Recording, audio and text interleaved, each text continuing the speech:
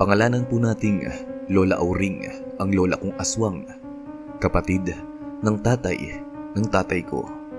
Ang kwentong ito ay nag-umpisa noong 2014 nung buntis ako sa daughter ko.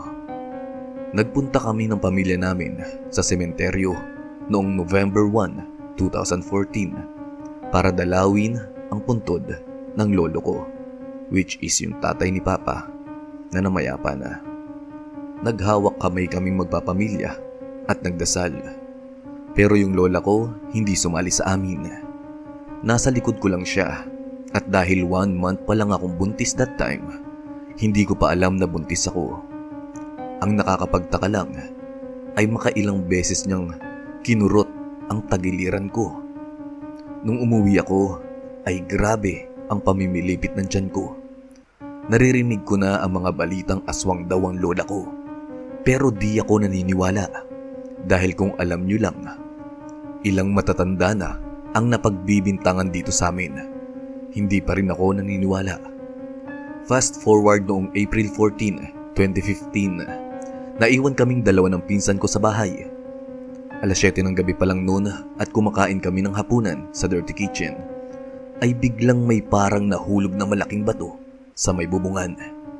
Medyo malayo siya sa kinauupuan namin. Pero nagtinginan kaming dalawa na parabang nagkakaintindihan. Wala namang puno sa paligid kaya alam na namin na may nagpaparamdam. Ang nakakakilabot lang ay dinig na dinig naming dalawa ang dahang-dahang paglalakad ng kung anuman ang meron sa bubungan. Dahil yung bubong namin ay luma at kinakalawang na, anytime baka mahulog yung mabigat na nilalang na naglalakad sa bubong. Nakakapanindig balahibo nang maramdaman naming unti-unting parang nayuyupi ang bubong sa bandang taas.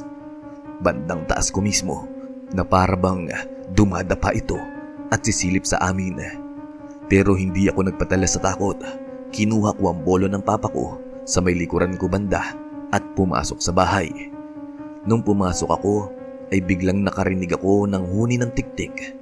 Sinuot ko kagad ang itim na tela para daw di makita ng aswang ang sanggol sa tiyan. May pamahiin kasi sa amin na magsuot ng itim na tela ang mga buntis dito sa amin. Pumasok kami ng bahay at binuksan ng TV. Tinext ko ang mama ko na umuwi na dahil nga inaaswang kami. Nagulat kami nang merong malakas na pagbato sa loob ng bahay ng 2 beses. Akala namin ay nabasag yung tiles. Kahit takot na yung pinsan ko, tiningnan pa rin niya kung sino ang bumato, pero wala ring nakita at wala ring bato. Hindi namin ma-explain kung saan nanggaling yung bato dahil nakapag-lock na ang pinsan ko ng buong bahay bago pa man siya makapasok.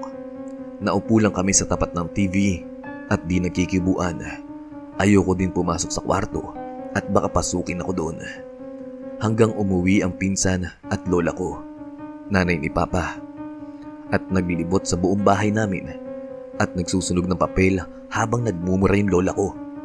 Mukhang effective naman siya at nawala yung huni ng tiktik. Pag-uwi ng mama, ni Papa at ng mga kapatid ko sa bahay, dahil kinukutuban na rin ako na baka si Lola Auring ang nangaaswang sa akin, tinanong ko sila kung nandun ba sa handaan na pinuntahan nila si Lola Auring at ang asawa niya. Dahil kapitbahay lang ng kapamilya naming may handaan si Lola Auring. Ang sagot nila ay wala sila doon at mayroon daw pinuntahan. Sa mga lumipas na araw, pinatingnan ng papa ko sa albularyo at nakumpirma na ang Lola Auring ang gumagawa sa akin ng pang-aaswang. Dahil doon, galit na galit ang papa ko, pero pinalipas niya lang ito dahil kapamilya niya daw. Walang masama kung maniniwala sa mga ganitong kwento dahil ang mga ganitong kwento ay nagbibigay babala para sa ating hindi pa nakakaranas. Kung nag-enjoy at kinilabutan kayo sa story natin ngayon, pwede kayong mag-subscribe at kung nais nyong ibahagi sa ating channel ang mga kapanindig balahibong mga karanasan nyo, maaaring lamang kayo magpunta sa ating description box at nandoon ang link sa ating Facebook page. Paki-message na lang ako.